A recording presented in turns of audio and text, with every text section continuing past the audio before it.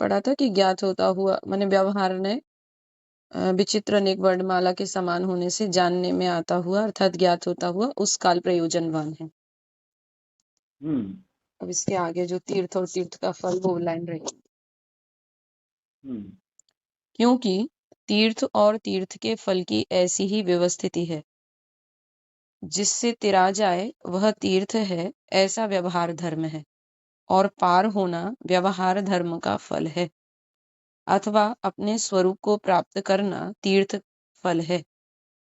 अन्यत्र भी कहा है कि आचार्य कहते हैं कि हे भव्य जीवो, यदि तुम जिन मत का प्रवर्ताना करना चाहते हो तो व्यवहार और निश्चय दोनों नयों को मत छोड़ो, क्योंकि व्यवहार नय के बिना तो तीर्थ अर्थात व्यवहार मार्ग का नाश हो जाएगा और निश्चय के बिना तत्व अर्थात वस्तु का नाश हो जाएगा।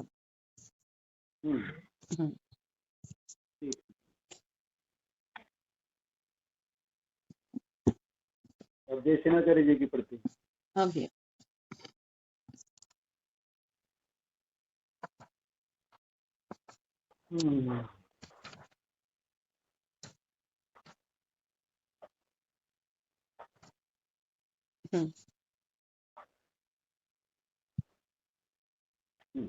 पढ़ूं भी? हाँ, मैं अभी संस्कृत से पढ़ता हूँ। संस्कृत, हाँ। अथ पूर्वगाथायां वर्णितं भूतार्थनयमाश्रितः जीवः सम्यक् दृष्टिः भवति। पूर्वगाथा में जो भूतार्थनय का आश्रय करता है जीव, सम्यक सम्यक दृष्टि होता है।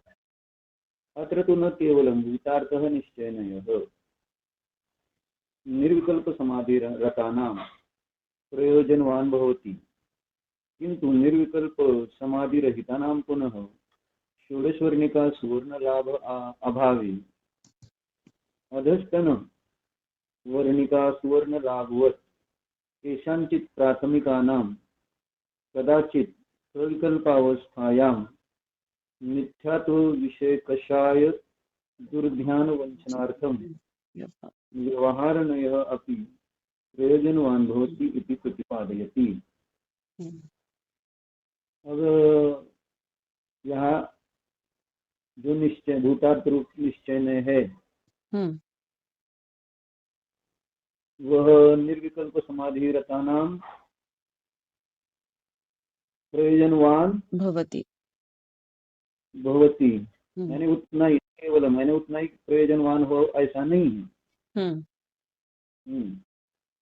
निर्विकल्प समाधि में जो रत है उनके लिए मात्र अत्र तु न केवलम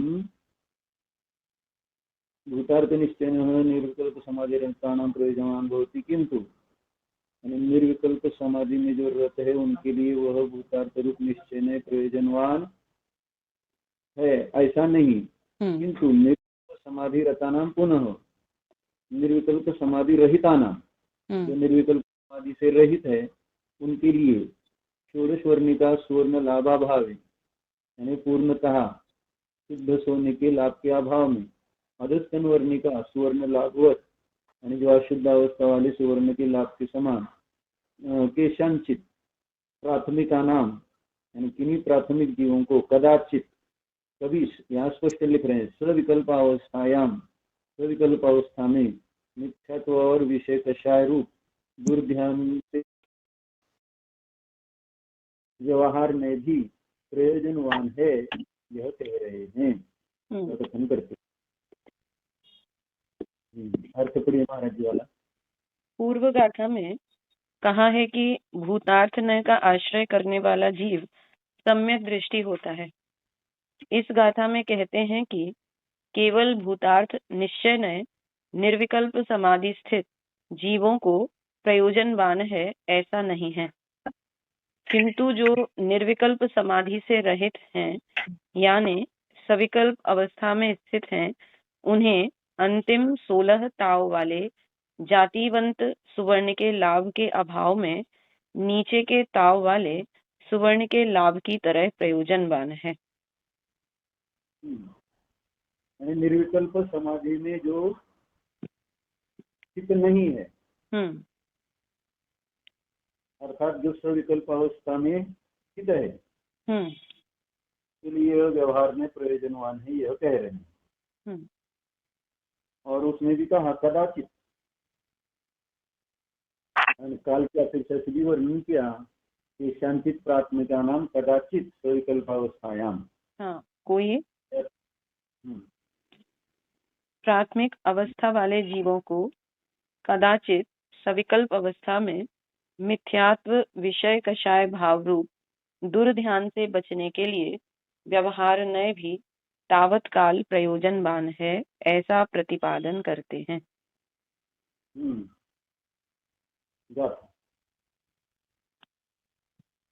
शुद्धो शुद्धादेशो नादवो परम भाव धरीसी व्यवहार देश दो पुन जे दो अपर में ठिदा भावे।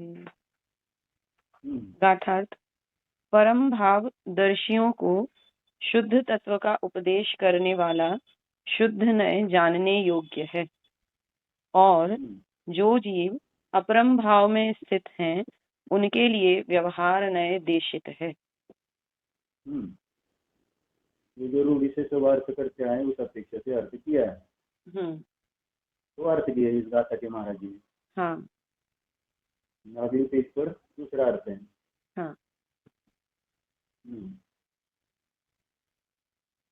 परम भावदर्शी वाले निर्विकल्प समाधि वाले शुद्धात्मानुभव वाले जीवों के द्वारा जो परिज्ञायमान अनुभव किया जाने वाला शुद्धात्मा पारिणामिक भाव वाला आत्मा है, और उस शुद्धात्मा का कथन करने वाला शुद्ध नय अपरम भाव वाले विकल्प भाव वाले के द्वारा जानने योग्य है, और जो अपरम भाव में अर्थात स्विकल्प भाव में स्थित है वे व्यवहार देशित है।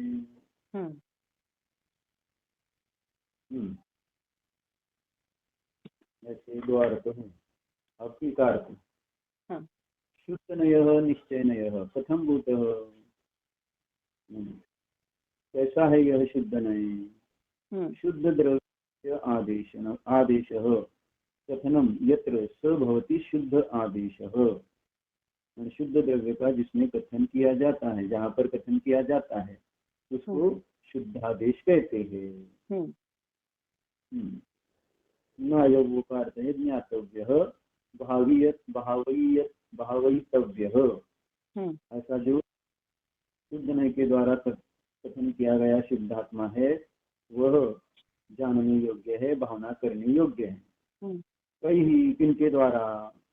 परम भावदर्शी ही, शुद्धात्म भावदर्शी ही, जो शुद्धात्म भाव है अर्थात परम पारिणामिक भाव है, उनको जानने वाले जो है उनके लिए यह शुद्ध नय के द्वारा बताया गया शुद्धात्मा जानने योग्य है। तस्मात् किस कारण से? यतः षोडश वर्णिका स्वार्थस्वर लाभवत् अभेद रत्नत्रय स्वरूप समाधि काले स्वप्रयोजन भवति, निष्प्रयोजन न भवति इत्यर्थः। इस कारण से उनको ये शुद्ध नय का जो उपदेश है, शुद्ध नय के द्वारा कहा गया शुद्धात्मा है, वह जानने योग्य क्यों है? क्योंकि उदाहरण से दिया कि जो षोडश वर्णिका सात स्वर लाभवत् यानी 16 ताव वाले सुवर्ण के लाभ के समान अभेद रत्न स्वरूप समाधि काल में वह प्रयोजनभूत है। उनके लिए यह शुद्धात्मा का उपदेश करने वाला शुद्ध नय निष्प्रयोजन नहीं है। व्यवहार देखियो, व्यवहारेण विकल्पेन भेदेन पर्यायेन दर्शितः कथितः इति व्यवहार दीक्षित व्यवहार नय। व्यवहार से कहो, विकल्प के द्वारा कहो, भेद से कहो, पर्याय के द्वारा कहो, ये कर्क शब्द 4 बताएंगे। व्यवहारेण, विकल्पेन, भेदेन, पर्याय, इनके द्वारा दिखाया गया या कहा गया उसे कहते हैं व्यवहार देशित, या वही उसी को कहा व्यवहार नय। पुनः अधस्तन वर्णिका सुवर्ण लाभवत प्रयोजनवान भवति। तो किनके लिए व्यवहार में प्रयोजनवान है वो आगे बताएंगे। तो अधस्तन ये जो व्यवहार में है उसके लिए उदाहरण दिया, जो 16 का सोना नहीं है ना, तो उस मान ही ये जो व्यवहार में है वह उस काल में प्रयोजनवान है। शाम किनके लिए ये प्रयोजनवान है व्यवहार में? ये पुरुषाः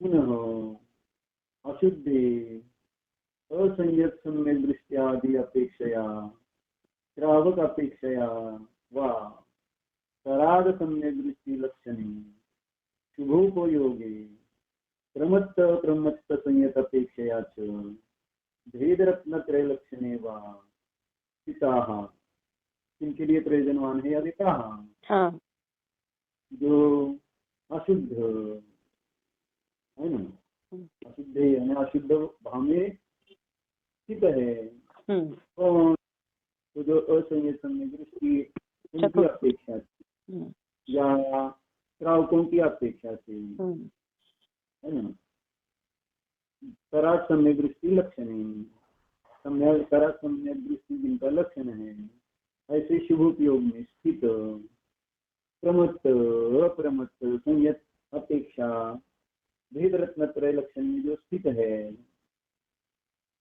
तस्मिन् स्थिताः जीवादि पदार्थे तेषाम् इति भावार्थः।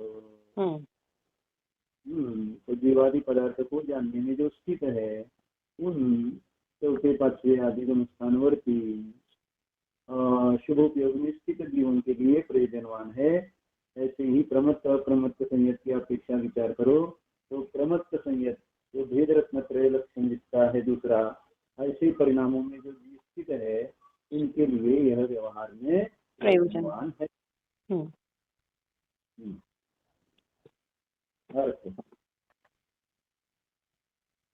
अभी है हो गया जी? हो गया भैया, 2 लाइन रह गए ना। हाँ, ये शुभ उपयोगी प्रमत्त नहीं एवं निश्चय व्यवहार में व्याख्यान प्रतिपादन रूपेण गाथा द्वयेन पंचम स्थलं गतम् इति चतुर्दश गाथाभिः स्थलपंचकेन पीठिका समाप्ता। ठीक है, अब अर्थ पढ़िए। महाराज जी वाले में से पढ़ूं? हाँ। टीकार्थ शुद्ध नय निश्चय नय है। कैसा है शुद्ध नय?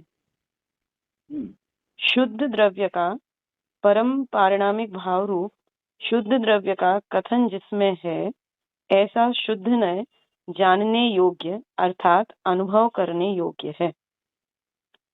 किनके द्वारा ज्ञातव्य है? शुद्धात्म भाव अर्थात परम पारिणामिक भाव दर्शियों को केवल शुद्ध नय ही अनुभव करने योग्य है। इस कारण से क्योंकि 16 ताव वाले सुवर्ण के लाभ की तरह अभेद रत्नत्रय स्वरूप समाधि काल में शुद्ध नय ही प्रयोजनवान है, उनके लिए निष्प्रयोजन नहीं है। शुद्ध नय निष्प्रयोजन नहीं है। हाँ, शुद्ध नय नहीं है शब्द आपके यहाँ? नहीं, उनके लिए लिखा है। तो उनके लिए शुद्ध नय निष्प्रयोजन नहीं है शब्द छोड़ दिया। तथा व्यवहार भेद विकल्प पर्याय रूप से कथन किया गया व्यवहार नय का उपदेश नीचे के ताव वाले सुवर्ण के लाभ की तरह प्रयोजन भूत है। किनके लिए? जो पुरुष अपरम भाव में स्थित हैं अर्थात चतुर्थ गुण स्थानवर्ती असंयत सम्यक दृष्टि की अपेक्षा से अथवा पंचम गुणस्थानवर्ती श्रावक की अपेक्षा से जो सराग सम्यक दर्शन लक्षण रूप शुभोपयोग में स्थित हैं अथवा षष्ठ सप्तम गुणस्थानवर्ती प्रमत्त अप्रमत्त संयत अर्थात सकल संयम की अपेक्षा से भेद रत्नत्रय लक्षण रूप शुभोपयोग में अर्थात जीव पदार्थ में स्थित हैं, उनके लिए तो व्यवहार नय प्रयोजनवान है। भाव भूतार्थ नय का आश्रय करने से ही सम्यक दर्शन की प्राप्ति होती है। शुद्धात्मा की अनुभूति के इच्छुक सम्यक दृष्टि ज्ञानी पुरुषों को निरंतर शुद्ध निश्चय नय का विषय परम पारिणामिक भाव वाला निजात्मा ही अवश्य ज्ञातव्य है, अवश्य जानने योग्य है, अवश्य अनुभव करने योग्य है, भावना करने योग्य है। परंतु निर्विकल्प समाधि लक्षण शुद्धात्मानुभूति में अविचल स्थिर रहने में असमर्थ होकर विकल्प में आए हुए जीव के द्वारा अशुभ से बचने के लिए व्यवहार नय का उपदेश दिया है। अथवा इसके पहले वाली गाथा में कहा है कि भूतार्थ नय का आश्रय करने वाला जीव सम्यक दृष्टि अर्थात शुद्धात्म अनुभूति वाला होता है। अब इस गाथा में कहते हैं कि निर्विकल्प समाधि में जो रत हैं उन्हें ही केवल निश्चय नय भूतार्थ है, ऐसा नहीं है। किंतु जो जीव निर्विकल्प समाधि से रहित यानी सविकल्प अवस्था में हैं, उन्हें निर्विकल्प अवस्था प्राप्त करने के लिए निश्चय नय भूतार्थ नय प्रयोजनवान है। जिनको 16 ताव वाला शुद्ध सुवर्ण का लाभ नहीं हुआ, उनको शुद्ध सुवर्ण प्राप्त करना चाहिए और शुद्ध सुवर्ण के लाभ के अभाव में अधस्तन वाला सुवर्ण का लाभ होना प्रयोजन है। उन प्राथमिक अवस्था वालों को कभी सविकल्प अवस्था में मिथ्यात्व विषय कषाय दुर्ध्यान से बचने के लिए व्यवहार नय भी प्रयोजनवान है, ऐसा प्रतिपादन करते हैं।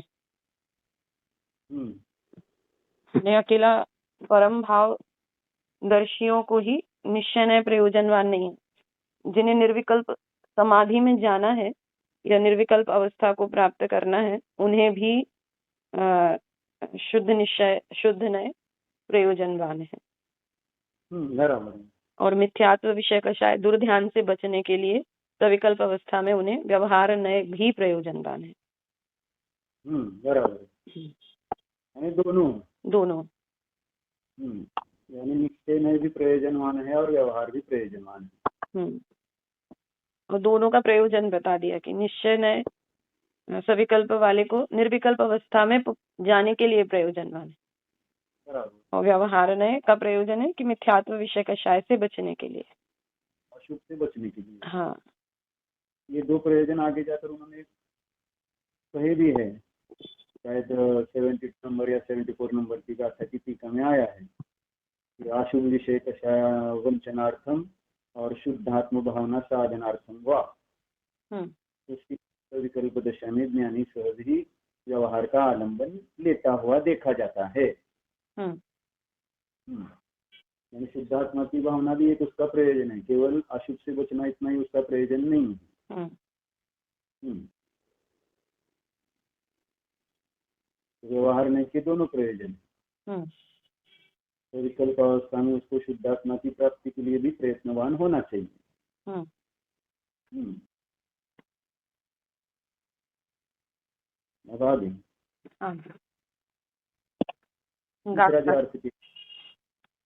अब ये महाराज जी के द्वारा जो लिखा गया गाथार्थ। परम भाव दर्शी वाले निर्विकल्प समाधि वाले शुद्धात्मानुभव वाले जीवों के द्वारा जो परिज्ञायमान अर्थात अनुभव किया जाने वाला शुद्धात्मा पारिणामिक भाव वाला आत्मा है, और उस शुद्धात्मा का कथन करने वाला शुद्ध नय अपरम भाव वाले सविकल्प भाव वाले के द्वारा जानने योग्य है। और जो अपरम भाव में अर्थात सविकल्प भाव में स्थित हैं वे व्यवहार देशित हैं। टीकार्थ। शुद्ध नय, निश्चय नय। कैसा है वह शुद्ध नय? शुद्ध द्रव्य का आदेश अथवा निर्देश अथवा कथन जिस नय से किया जाता है वह शुद्ध नय अथवा शुद्ध आदेश है। जानना चाहिए, अनुभव करना चाहिए। किनके द्वारा अनुभव करना चाहिए? शुद्धात्मानुभूति की प्राप्ति करने की जिनको इच्छा है उनको शुद्धात्मानुभव करना चाहिए। यानी सविकल्प अवस्था में जो हैं अभी शुद्धात्मानुभव में रत नहीं हैं, लेकिन शुद्धात्मा की प्राप्ति करने की इच्छा अर्थात भावना है, उनको शुद्ध नय का आश्रय करके शुद्धात्मानुभव करना चाहिए। ऐसा क्यों? 16 ताव वाले शुद्ध सुवर्ण के लाभ की तरह अभेद रत्नत्रय स्वरूप समाधि काल में शुद्ध नय का आश्रय है। अपरम भाव वालों को शुद्ध नय निष्प्रयोजन नहीं है, क्योंकि अपरम भाव वालों को स्वानुभूति के लिए शुद्ध नय प्रयोजनवान है।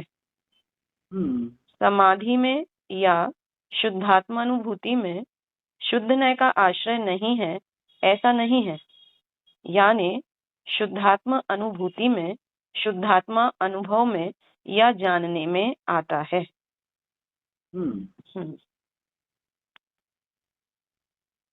व्यवहार से, विकल्प से, भेद से, पर्यायार्थिक नय से दिखाई हुई या कथन की हुई ऐसी व्यवहार देशना या ऐसा व्यवहार नय है और अधस्तन वर्णिका वाले सुवर्ण के लाभ के समान व्यवहार नय प्रयोजनवान है। यह व्यवहार नय किनको प्रयोजनवान है?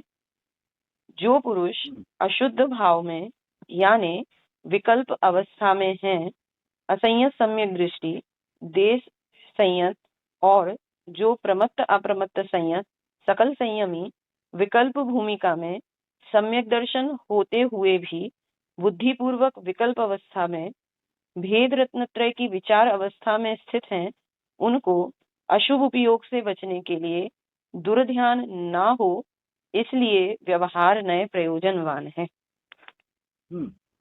वे विकल्प की भूमिका वाले जीव कहाँ स्थित हैं? जीवादि पदार्थों के द्रव्य, गुण और पर्याय के विचार में अथवा विकल्प में स्थित हैं।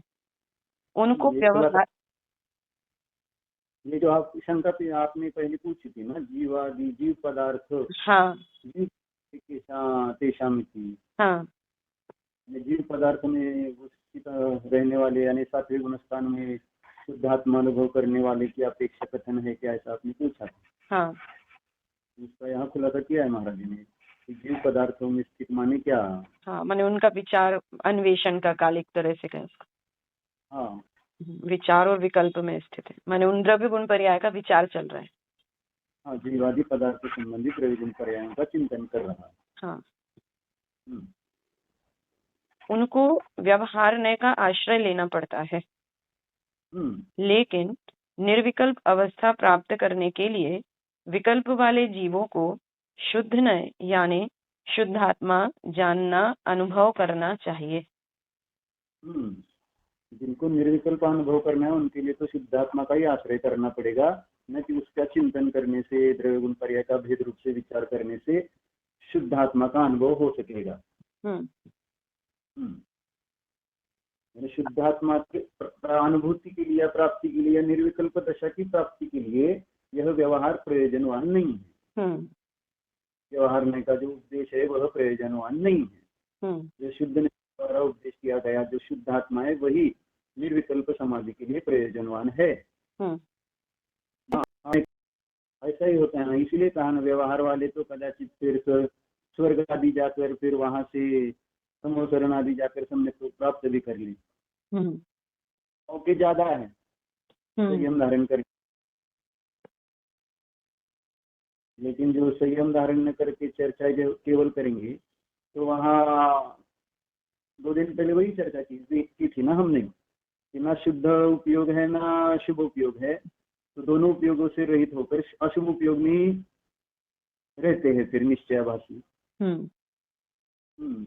क्योंकि व्रतादि का तो आचरण करने में उनको तो हेयता की बुद्धि पड़ने से करते नहीं है। हेय होने से व्रतादि का तो आचरण नहीं किया जाता और शुद्ध उपयोग नहीं हुआ, तो इस कारण से वो बाहरी अशुद्ध नहीं रहे ज्यादातर।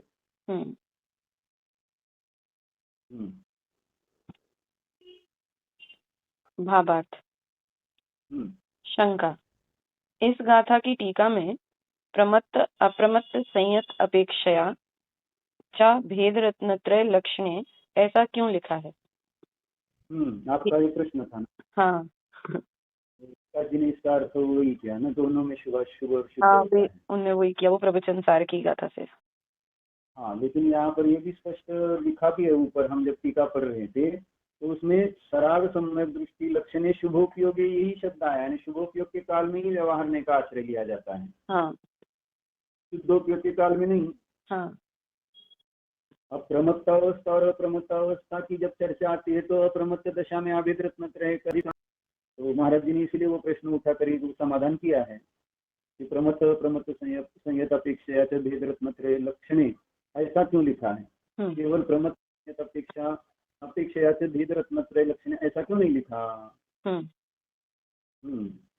समाधान। अगर भेद रत्नत्रय तो प्रमत्त संयत अपेक्षा ही बताना था। तो उसके साथ अप्रमत्त शब्द क्यों जोड़ा? तो समाधान। प्रमत्त अप्रमत्त संयत की यानी सकल संयम की अपेक्षा से भेद रत्नत्रय लक्षण वाले छठे गुणस्थानवर्ती मुनि ऐसा ही अर्थ है। अभी देखो स्पष्ट कह रहे, अभी हेतु दे रहे आगे जाकर। क्यों? यानी सकल संयम की अपेक्षा से बस इतना ही उसमें अभिप्राय है। हाँ, माने मुनिराज की दशा मुनिराज को बताने के लिए छठे सातवें गुण स्थानवर्ती कहा जाता है। हाँ, ऐसा ही, क्योंकि जब भी मुनिराजों की चर्चा आती है तो छठे सातवें ऐसा ही शब्द का प्रयोग किया जाता है। छठे गुणस्थान मुनि, सातवें गुणस्थानवर्ती मुनि, ऐसा भिन्न भिन्न रूप से प्रयोग नहीं किया जाता है शब्दों का। छठे सातवें गुणस्थानवर्ती मुनिराज आहार ले रहे हैं, सातवें में ले रहे कि छठे में ले रहे हैं, ऐसा प्रश्न आएगा। और छठे सातवें गुणस्थानवर्ती मुनिराज अपने आत्मा का अनुभव कर रहे हैं, तो छठे में कर रहे कि सातवें में? एक सामान्य कथन है छठे सातवें गुणस्थानवर्ती मुनि। तो छठे गुणस्थान में प्रमत्त दशा है, तो प्रमत्त दशा माने सविकल्प दशा, शुभोपयोग रूप दशा, भेद रत्नत्रय रूपावस्था है। और अप्रमत्त दशा माने निर्विकल्प शुद्ध उपयोग, जो हमने वो प्रवचन सार में देखा था। सातवें गुणस्थान से आगे निर्विकल्प शुद्ध उपयोग रूप ध्यान होता है। से पहले तो विकल्प दशा ही।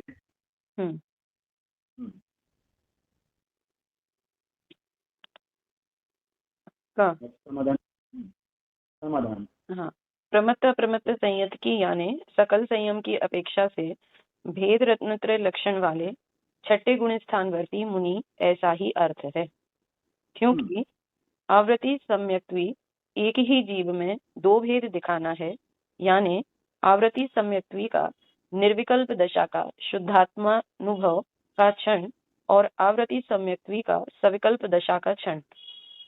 यानी चौथे पांचवें गुणस्थानवर्ती जीव दो है, उनके शुभोपयोग ही मात्र होता है, ऐसा नहीं है। इस अपेक्षा से महाराज जी ने इसका अर्थ लिया है।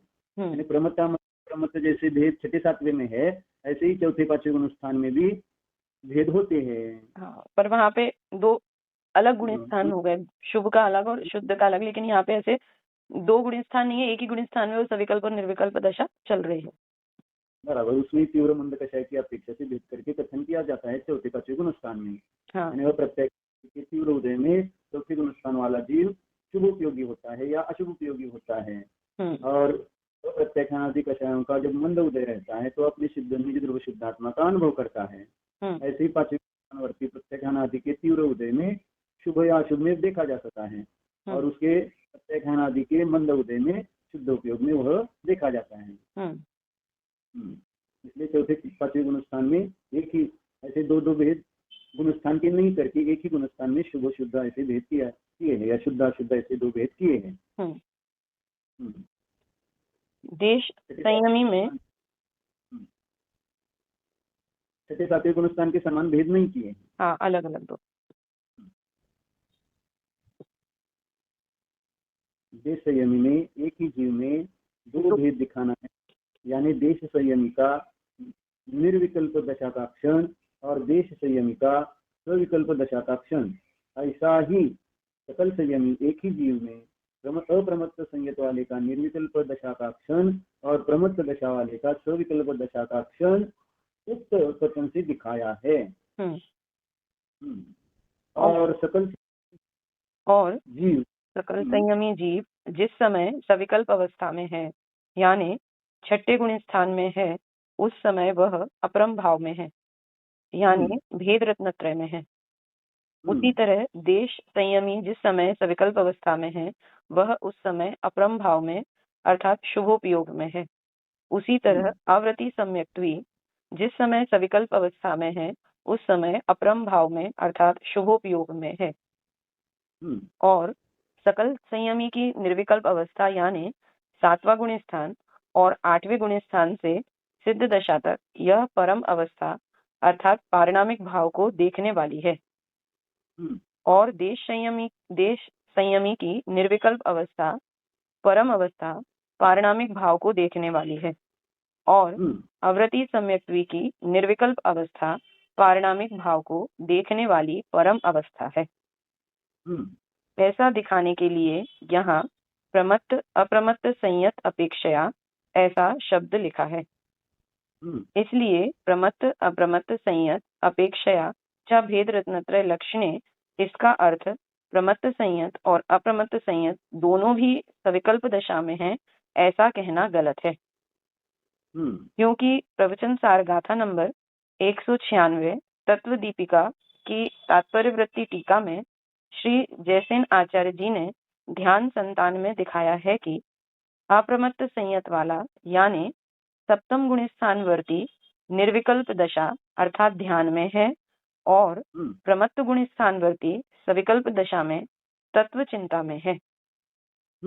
और एक अंतर मुहूर्त अप्रमत्त गुण स्थान, उसके बाद एक अंतर मुहूर्त प्रमत्त गुण स्थान, फिर एक अंतर मुहूर्त अप्रमत्त गुण स्थान, फिर एक अंतर मुहूर्त प्रमत्त गुण स्थान, ऐसी संतान धारा धर्म ध्यान में चलती है।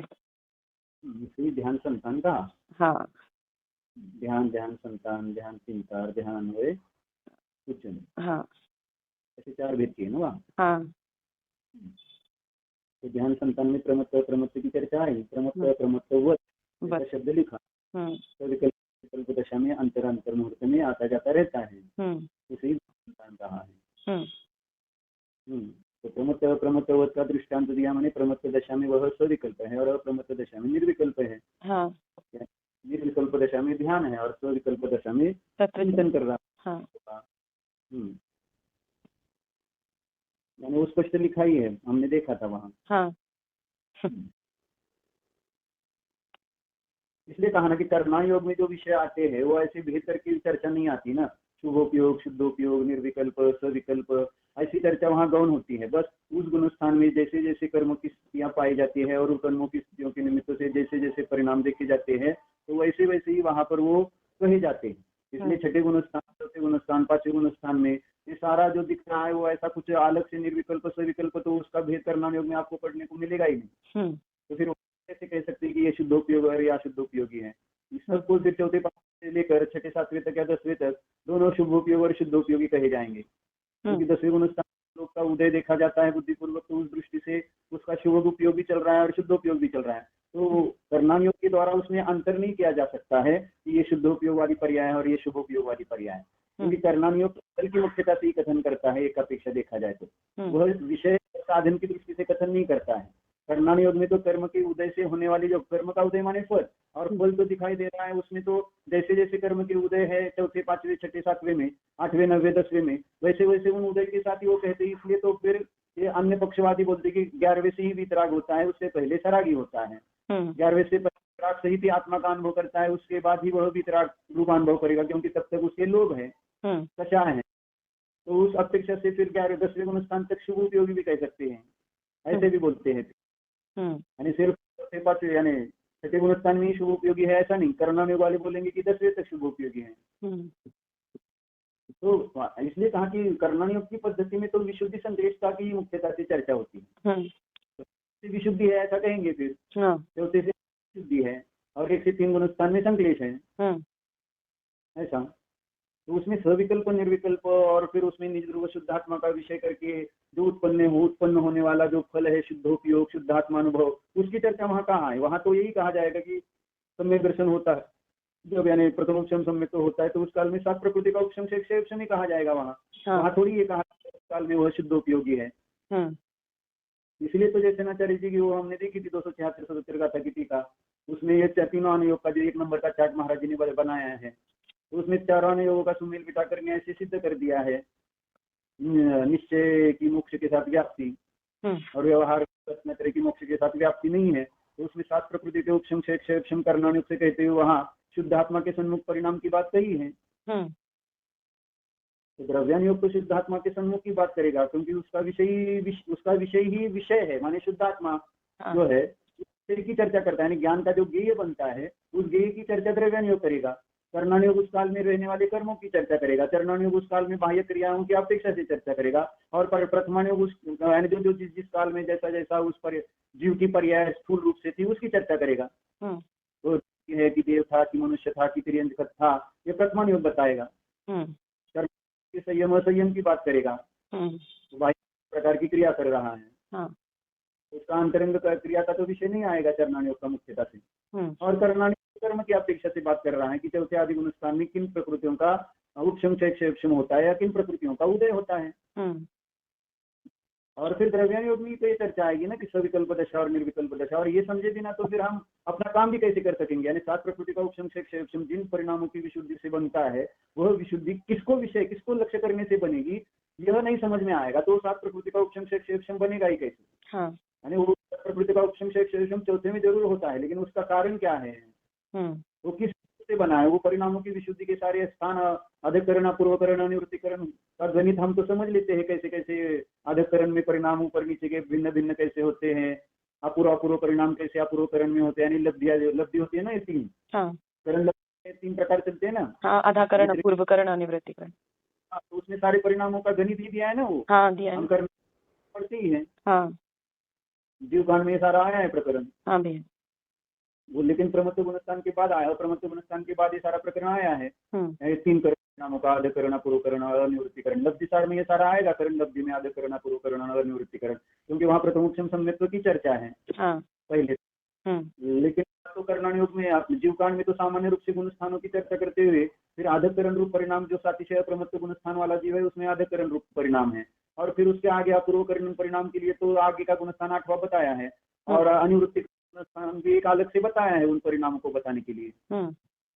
तो गणित तो सारा बताया जाता है, तो गणित से थोड़ा ही अपना वो विशुद्धि होकर, यानी जो विशुद्धि 7 प्रकृति का उपशम क्षेपशम करेगी वो थोड़ी इन गणित से होने वाली है या बाह्य क्रिया होने वाली है। वो तो शुद्धात्मा का आश्रय करने से होगी, प्रत्यक्ष प्रामाण्य से निज ध्रुव शुद्धात्मा का आश्रय करने से। केवल शुद्धात्मा का आश्रय माने परोक्ष ज्ञान से भी द्रव्यानुयोग आगम आदि से पढ़ने से नहीं होगी, चर्चाएं युक्तियों से भी नहीं कार्य होने वाला, जो हमने 14 नंबर चार्ट के माध्यम से देखा था। यानी शुद्धात्मा का प्रत्यक्ष नहीं तो फिर निर्विकल्प समाधि और अंतर्मुक्त में कर्मों का क्षय होने वाली जो विशुद्धि है वो विशुद्धि फल के लक्ष्य से तीनों काल में होती नहीं है, ये 100% है।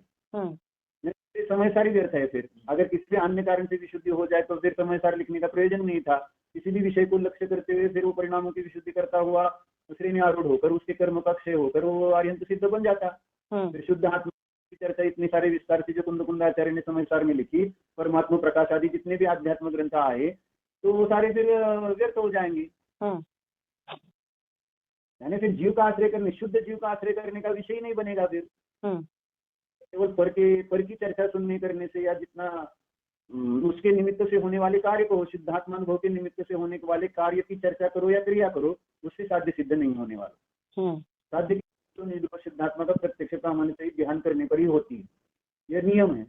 अब जो करें तो वह प्राप्त होकर 7 प्रकृति का उपशम क्षेपशम होकर संसार नष्ट होगा। और जो नहीं करेंगे वे अनादिकाल से इस संसार में परिभ्रमण करके आए हैं, और जब तक वो नहीं जानेंगे निजरूप शुद्धात्मा को, परिभ्रमण करते रहेंगे। अन्य उपाय नहीं है। इसलिए कल भी हमने वो देखा था, पर तो प्रवचन सार के 199 का था, उपाय एक ही है, शुद्धात्मा को जानो। हाँ, दूसरा कोई उपाय, मोक्ष मार्ग एक ही है, शुद्धात्मा में प्रवृत्ति, प्रवृत्ति। अन्य उपाय नहीं है। यानी कर्णानुयोग के विषय में प्रवृत्ति करने से थोड़ी होगा। इसलिए कर्णानुयोग का अध्ययन करने वाले ये भी कहते हैं कि देखो यहाँ पर लिखा है 7वें 8वें गुणस्थान में जो योग संक्रांति, अर्थ संक्रांति, व्यंजन संक्रांति होती हुई बताई गई है, तो वहाँ पर अर्थ संक्रांति की अपेक्षा से बोलते हैं कि विषय बदलते जाते हैं। यानी वहाँ कहाँ निजरूप शुद्धात्मा विषय है, तो वो सारे अबुद्धि, इसलिए कहा कर्णानुयोग में बुद्धिपूर्वक अबुद्धिपूर्वक भेद भी नहीं किया गया है। जो सारा पूरा विश्लेषण करता है एक परिणाम में होने वाली जितने भी कर्म के निमित्त से होने वाले कार्य है, उसका वह कर्णानुयोग विश्लेषण कर रहा है। उसके लिए स्विकल्प निर्विकल्प ऐसा कुछ है ही नहीं। वो कर्णानुयोग में तो एक ही दृष्टि है, बस कर्म कर्म कर्म, कर्म का उदय, कर्म का बंध, कर्म का सत्व, कर्म की बंध उदय सत्व, हाँ, और उपशम क्षय क्षय क्षम, यानी सारे कर्म के जो 10 करण है उसको ही एक कर्णानुयोग लक्ष्य करके सारा कथन करता है। इसलिए कुंदकुंडाचार्य को कहना पड़ा कि बंध का चिंतन करने से बंध से मुक्त नहीं होगा। जिनको होना है उनको लक्ष्य तो निजरूप शुद्धात्मा ही करना होगा, उसी से रत्नत्रय की प्राप्ति होगी। यानी रत्नत्रय की प्राप्ति का अन्य उपाय नहीं है निश्चय रत्नत्रय का। इसलिए कर्णानुयोग से निर्विकल्प सविकल्प ये भेद न होने से वहां पर कोई ऐसा क्लियरिटी नहीं आने वाली है कि मुझे अब ये करना है, कार्य चौथा गुणस्थान प्रकट करना है, छठा सातवां, तो मुझे क्या करना होगा। यानी मैं तो ये तो फिर द्विक्रियावादी तो नहीं बन पाएगा कि यानी कर्म में मैं जाकर उसका उपशम करूँ, क्षय करूँ, क्षय क्षम करूँ, ऐसी तो योग्यता मुझ में है नहीं। मैं आत्मा का अनुभव करने की जगह मैं वो कर्म का उपशम क्षय क्षय क्षम करना सरल हो जाता मुझे। पुद्गल में कुछ कर देता तो मुझे आत्मा का अनुभव क्यों करूँ, वो तो पुद्गल का मैं कर देता कर्म का उपशम आदि, कर्म को दबा देता, मुझे हो जाता सम्य दर्शन। लेकिन मैं कर्म ना मुझे वो कर्म दिखते हैं ना उनकी उपशम से क्षम दशाएं प्रतीति में आती है। ये तो केवल ज्ञान गोचर, अवधि मनोपर्य ज्ञान गोचर, ऐसे ये सारे विषय हैं। ज्ञान के द्वारा, श्रुत ज्ञान के द्वारा ये तो युक्तियों से मात्र जाने जा सकते हैं। और ये कर्णानुयोग का जो विषय तो आगम से ही समझा जा सकता है, उसमें युक्ति चलती भी नहीं है कर्णानुयोग के विषय में। युक्ति चलाने तो व्यर्थ है, क्योंकि जो विषय अपने ज्ञान का ज्ञेय नहीं है उसमें युक्ति क्या चलाएंगे हम। तो जैसा केवली ने बताया उसको स्वीकार करना, आज्ञा सम्यक्त्व की में ही बात वो आएगी। कर्णानुयोग के विषय के माध्यम से जो सम्यक्त्व प्रकट करते हैं मुख्यता से, तो उसको ही आज्ञा सम्यक्त्व नाम प्राप्त होता है। इसलिए टोडरमल जी ने भी लिखा कि मिथ्यात्व का उदय कब आता है ये भी तो नहीं समझ में आता है। यानी हम अभी बैठे हैं और अभी मिथ्यात्व का उदय आ जाए और हम मिथ्या दृष्टि हो जाए, कह नहीं सकते। यानी इसलिए मिथ्यात्व का उदय भी सूक्ष्म है, समझ में आने वाली चीज नहीं है। तो हम कैसे समझे कि मिथ्या दृष्टि हम है या सम्यक दृष्टि। तो निजरूप शुद्धात्मा को जानो। कदाचित पूर्व तीव्र उदय से मैं मिथ्या दृष्टि भी मिथ्यात्व के उदय में हो गया हूँ, लेकिन वापिस मैं निजरूप शुद्धात्मा को जानता हूँ तो मैं सम्यक दृष्टि हो जाता हूँ। अब मैं मिथ्यात्व में चला गया था कि नहीं गया था वो केवल ही जाने, लेकिन मैं आत्मा का अनुभव करता हूँ तो वो मुझे प्रत्यक्ष है। वो थोड़ी केवली गम्य है शुद्धात्मा का अनुभव। मेरा अनुभव तो वो तो केवली गम्य उनके अपेक्षा से ज्ञान से है, लेकिन मेरे लिए मेरा ही शुद्धात्मा अनुभव मेरी पर्याय में सम्यक्त्व का कारण, रत्नत्रय का मोक्ष मार्ग का कारण, मोक्ष का कारण होगा। केवली से मेरा जानने से क्या लाभ है। मुझे मेरे आत्मा का निर्णय करना पड़ेगा ना, दूसरे से मेरे द्वारा आत्मा का निर्णय करने से क्या होगा। यानी हमने आपसे भी कहा कि आत्मानुभव करो, आत्मानुभव करो, सरल है सरल है सरल है, तो थोड़ी हो रहा है। नहीं तो हमने आपका आत्मानुभव भी करा दिया होता, सबका आत्मानुभव करा दिया होता। तो आत्मानुभव दूसरे का कराना होता तो फिर भी सरल हो जाता। फिर दूसरी बात, कर्मों का उपशम से क्षम करना होता तो फिर वो करता, दूसरों का आत्मानुभव करना हो कर सकता तो वो कर देता, लेकिन ऐसी व्यवस्था है नहीं ना। कर्म पुरुषार्थ करके निजरूप शुद्धात्मा को जानो। कर्म के उदय तो रहते ही है, उस उदय में ही तो हमें पुरुषार्थ करना है। उदय तो रहेगा ही 14 गुणस्थान तक, तो उदय एक बाजू थोड़ी होने वाले हैं और हम आत्मानुभव करेंगे।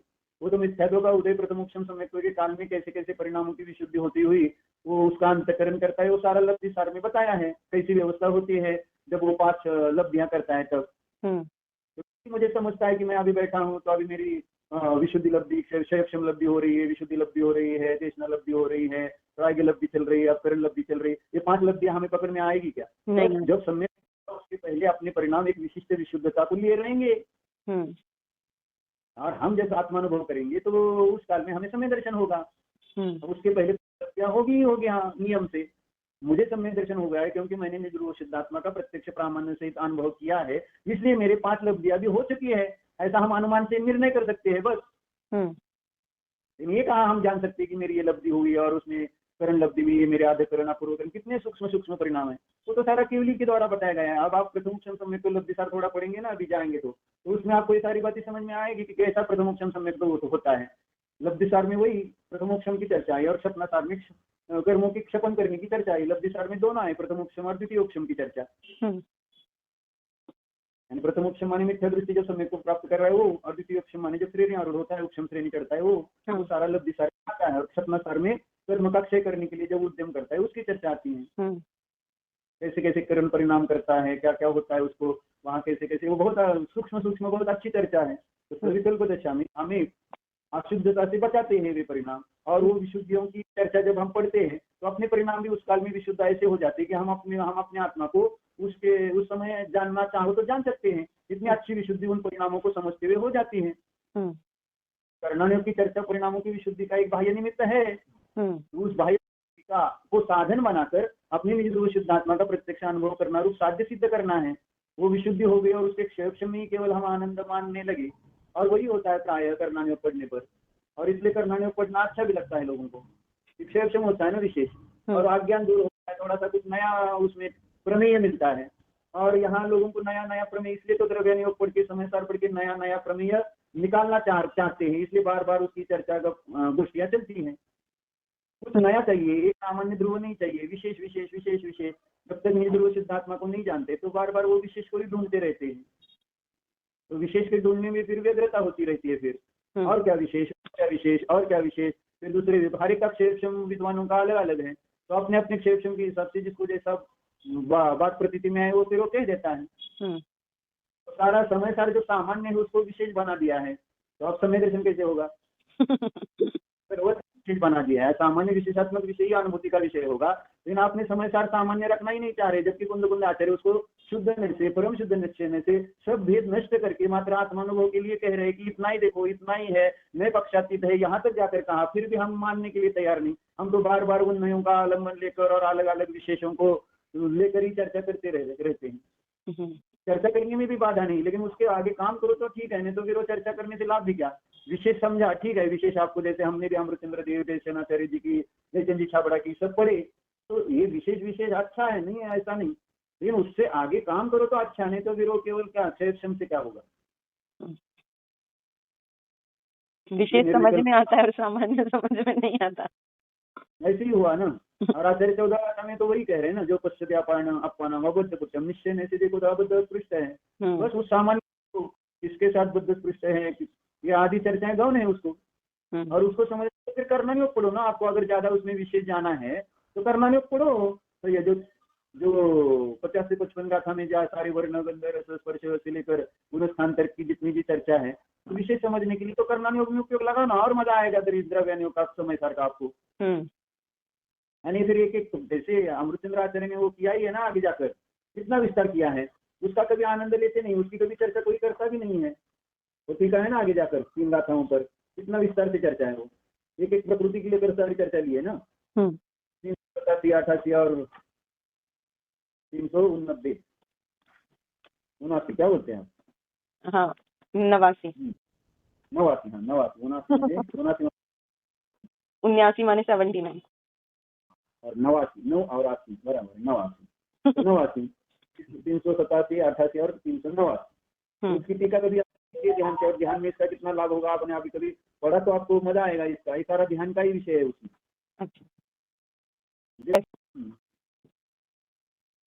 सारा प्रतिक्रमण कराया, सब कराया इसमें, प्रत्याघान, आलोचना सब आया है उसमें। इस पर महाराज जी के प्रवचन बहुत अच्छे हुए थे, यानी दृष्टांत उदाहरण आदि लेकर इन गाथाओं पर 16 पर बहुत बढ़िया प्रवचन किए थे।